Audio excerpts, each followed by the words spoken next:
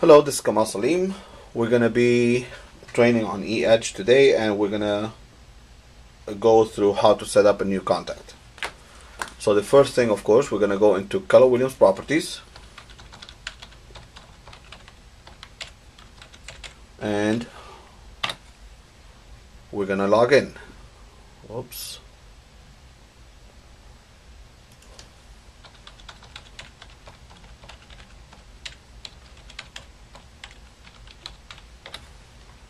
There we go.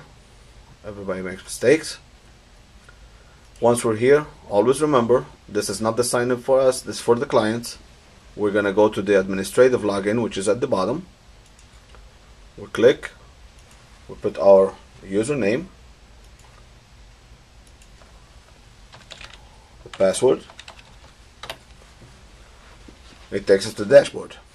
So of course today we're going to go through how to create a new contact. So on the left hand side, we're going to go to contact. If we had any other contact, that would be here. We are going to go to add a contact. Easy enough. The only thing that we actually need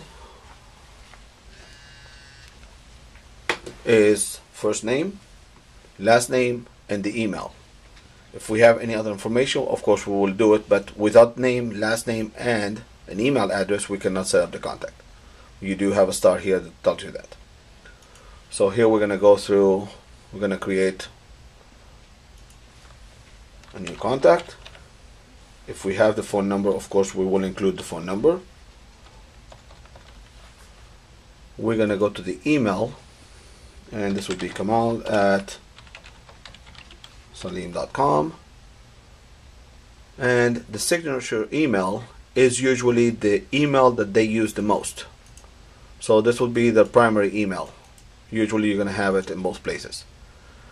The second email, the third email, if you're going to have the wife, their kid, any other person that needs to receive emails from you. Or one person can have more than one email. Anyways, you can fill all this out. You can just create the client right now, the contact, or you can come back later and fill all these fields, or you can go through it right now and fill in all the information. Cell phone, work phone, second email, like I said, their address, if you know what their address is, the zip code, and here is whatever information. This is a contact that you probably met today at Starbucks. So he told you that he is looking for a house in the next 2-3 months. So of course you would come in and you would put time frame 1 to 3 months or 3 to 6 months. Zip code, this would usually be the zip code that he's looking for and looking in, actually. So it's if it is in Weston and it is 33327, well, that's what you would put. Usually and hopefully he would not have an agent that he's working with. You're going to be his agent, so the answer is no. If he does have an agent because his mom is an agent, well, then you will put yes. If he requests any information from the financial institution, he wants to get pre-approved before we look at for a house, you actually want to have him getting approved beforehand. So if you put yes here, this information will go to Florida Mortgage, which is our preferred lender. And you also want to find out whether he's selling a home or not, because if he is, you probably would want to list it. So if it is yes, number one, you want to ask to see if you can list it, and number two, you need to know whether he needs to sell before he buys. And if that's the case, you know that he cannot buy a house in the next 30 days or so. And when it says here, check here to send welcome email to this contact, if you do, it is going to open for you an email message where it is already pre-filled, and it's going to say thanks for chatting with me today. You see it, but you can also change it. You can just take this out, you can have it here in Spanish or whatever language, and you send the email and you save. Now you've created your first contact. This other thing that you're going to do with this contact is, since you spoke with the person, you're going to come to this tab and you're going to create an alert. You add a new listing alert for him, and what this does is he already spoke to you and told you that he does want a single family home a price range, how many bedrooms, and where. So you're gonna put here, you're gonna name the alert. You can just put listing alert or whatever you want to name it. The frequency, that's the frequency of the email that he's gonna receive with new properties. And the area, you can either put a zip code or you can put a city. Some cities are not there, so if we look for Weston, we are not gonna find a Weston in Florida. Few of the oh, it is now. Wow, that's new. Or you can just go by zip code. See, that was not there 2 weeks ago. That's the zip code for one of the zip codes in Weston. If he doesn't care whether it's a single family home or a condo, you can put both, check both of them.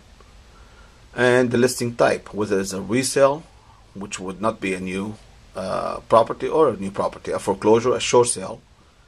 The price range, remember that we have to put all the zeros.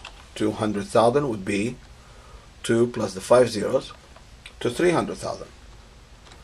Again, I remind you that on the MLS, you just put 200 and the other 3 are pre-filled for you when you have a check mark. Over here, it is not.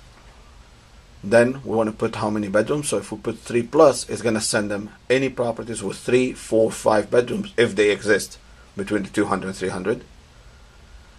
Less is more. Do remember that. So if we do put 3 bedroom and 3 bath, because that's what they wish for, you may not find any properties 3-3.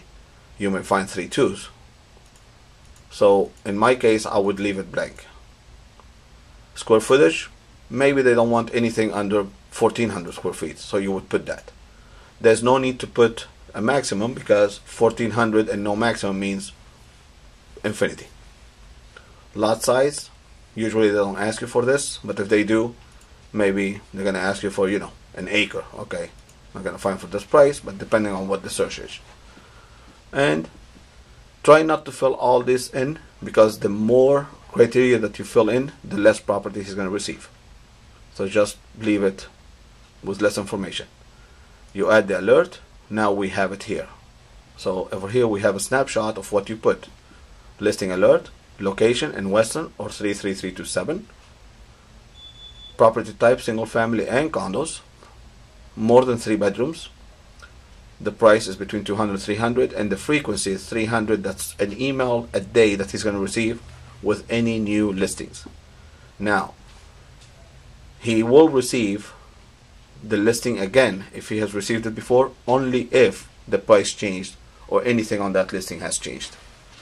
If you make a mistake here, or if you speak to the client and he wants to change the criteria of what he wants to receive, you just go here where it says edit.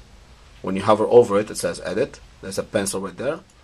Click on it, you're back on this, and you can change this to 250 to 350 or whatever you want to make changes to. Update the alert again, and it will make that change. Okay, so this is our class on making a new contact. Have a nice day.